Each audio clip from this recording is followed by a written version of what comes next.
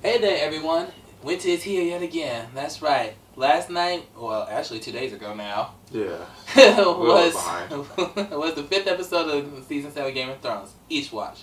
I'm here with Baroque, Hello, everyone. and we're here to break down everything that happened in the show, as always. So to start off, Winterfell, Arya, Sansa, Littlefinger, thoughts? My thoughts on that. Are we talking about as well when Arya found the letter, or really just Sansa and Arya talking and a little tension between that? Both, Both. because that all ties in together anyhow. Okay. Well, with Sansa and Arya, I really just felt like we're going back a little to season 1 when there were sibling rivalries. But in season 1, it was as kids, with them growing up now and being more adultish and going through some experiences. It's a lot more tension building Is there. that a word? Adultish? Adultish, yes, yeah, it's adultish. You know, childish, adultish. I guess so. So, yeah, there's definitely a lot of tension between those two. And as for Littlefinger is just getting more comfortable at ease, now that he's back where he belongs. And he's just like, oh, what do you have coming for Starks? What do you have planning? Right. I don't know. We only had 2 episodes left in this season. I'm pretty sure we'll see more before it ends, or at least understand what he has going on for sure. Okay, so to explain more, Peter Baelish is back to his old ways, where he seems to be manipulating everything around him to the way he wants. Basically, he used Sansa's letter from season 1 that she was forced to write to Robb by Cersei as a way of trying to get Arya to turn against Sansa, or more like he wants to start something so that Sansa will kind of be against her, so then they can work together to get her out of there. That's what it seems like to me, anyway. Because Arya didn't know anything about the letter, and for her She to wasn't read there, so yeah. For her to read that, she thinks that Sansa is betraying or did betray her family at the very beginning. More like she feels like Sansa is kind of like not trustworthy enough, because it makes it seem like she went against the family in the first place. Granted, everybody else knew that Cersei is the one that forced her to do it. I think Arya will find out as well, especially if Bran tells her. You don't think that Sansa could just come clean if Arya went to go ask? I mean, I believe she would, but at the same time, would Arya believe her? That's the question. I mean, Sansa has no reason to lie to Arya, though, right? Like, we never had that type of intensity or action. You would think, but then she's probably gonna say something like, maybe you weren't lying back then, but I don't know who you are now. Just so you know, there's a lot of that kind of stuff going on. Okay, I can see that. Yes. Meanwhile, Daenerys went ahead and inserted her dominance, if you say so, saying that they've either bend the knee or die, and Samwell's father and brother decided not to, and she barbecued them. Yes, that she did. And with that, it's getting really... I don't like this person. With that, I really felt tension with Tyrion. Because it's like, he knows that Daenerys is a good queen, and we all know that. She has a good heart for the throne. But she's letting a little bit of that power get to her head, or maybe a little bit of her father's blood. No. You don't think so? Just No. a little bit, just a I tad bit. looked it up, and the difference between them is that her father, Aerys Targaryen, never gave anybody a choice. Even though she gave him a choice, it's still like a harsh choice. It is. And that's why it's like you're forcing them now to join. No, it's not forcing. She is trying to be kind of brutally superior. She is trying to be, because she really just can't afford to play around anymore. That's the thing. That's not what Daenerys is, and that's why Tyrion was like, even when Tyrion was talking to Varys. Yeah, talking to Varys, and there was like, at least it's not me doing it. Does that make it right then? No, because you're not the one doing it. No, what they were saying, that's what they would tell themselves whenever they would see their rulers really being like kind of barbarish and all that. Barbaric, I should say. But the thing is all like, how do you get through to them? He has to figure that out eventually. Maybe he will before it's too late. So you think that, not having second thoughts per se, but do you think Tyrion was thinking twice about like what's going on, like Daenerys, like kind of stepping a little out of line? No. He's more thinking of what can I say to try to persuade her the right way, but make sure I don't alienate myself, where then she might want me dead. The thing is, at any point, she probably could just want him dead. He's still a Lannister. She still hates anybody who turned against the Targaryens from back in the day. That's only they only did that because you didn't clear it. You right. I did now. So there's that. Okay, so then now in King's Landing, Jaime and Tyrion met up, and it's all because they're trying to convince them that there's a bigger threat, with the White Walkers coming and all that, right? Mm-hmm.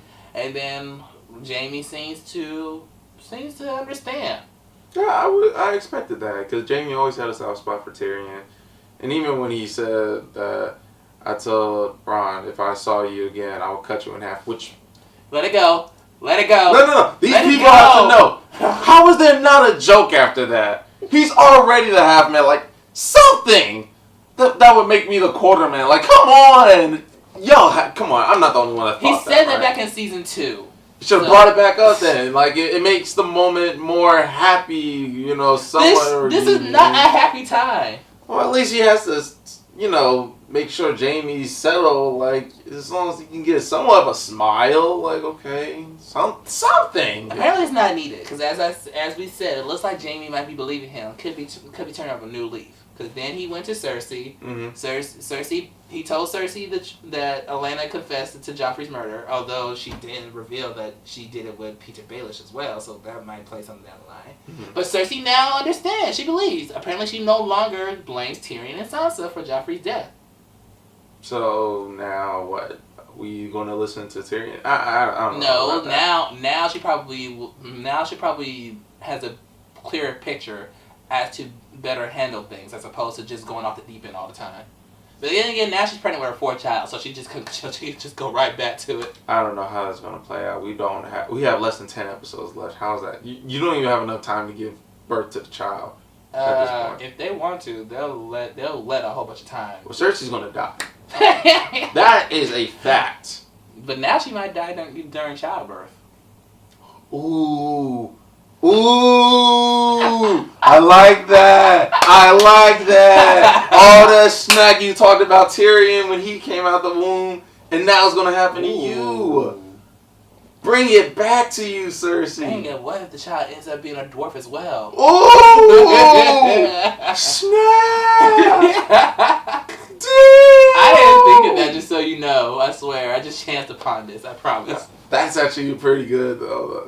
That's good storytelling. Alrighty, so when Daenerys returned, she met with Jon, and Jon had that interaction with Drogon. Mm.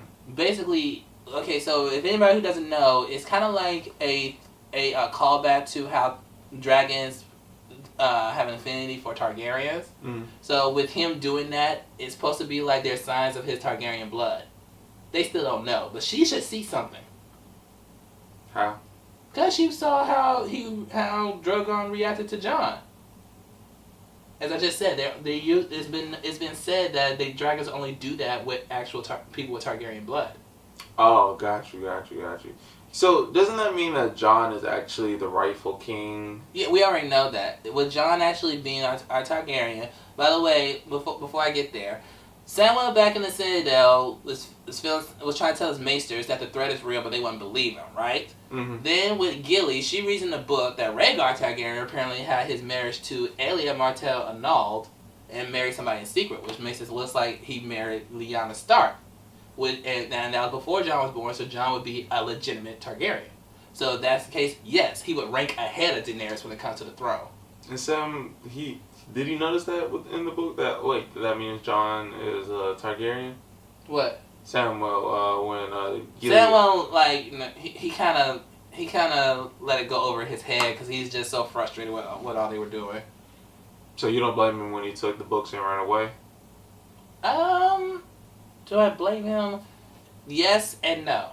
Okay. Yes, because he went there to be a maester.